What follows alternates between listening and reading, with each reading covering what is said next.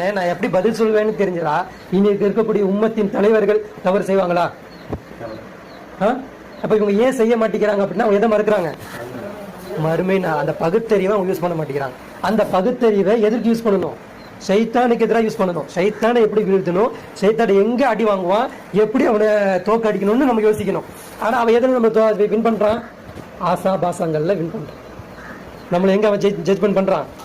இவனை எங்க அடிச்சா விழுவான்னு அவனுக்கு தெரியும். ஏன்னா ஒரு ரத்தத்தில் ஓடிக்கிட்டு இருக்கான்ல, ஒரு ரத்தத்தில் ஓடிக்கிட்டு இருக்கான். உனக்கு எது மேல ஆசை, உனக்கு என்ன பிடிக்கும், உனக்கு எதுல நீ கவுந்து போவ அவனுக்கு தெரியும். எல்லா பாலும் அவனை போட்டு அடிக்க மாட்டான். எல்லா பேருக்கும் பணம் கொடுத்தா எல்லா பேருக்கும் பணத்து மேல மோகம் வராது. பணம் எவனுக்கு அது எப்படி ஆளணும், எப்படி செலவு பண்ணணும் தெரிஞ்சவனுக்கு தான் பணம் இருந்தால் அவனுக்கு மோகம் இருக்கும். பணம்னா என்னன்னே தெரியாதவன்ட்டு போய் பணம் கொடுத்துருவான் அவனுக்கு என்ன தெரியும்? அதே பணத்துல சொல்லிட்டு இருக்கிற ஒரு பொண்ணு நிர்வாணமா நின்றா கூட அவனுக்கு என்ன பண்ணாது? அவனுக்கு அது மேல மோகம் கிடையாது. அவனுக்கு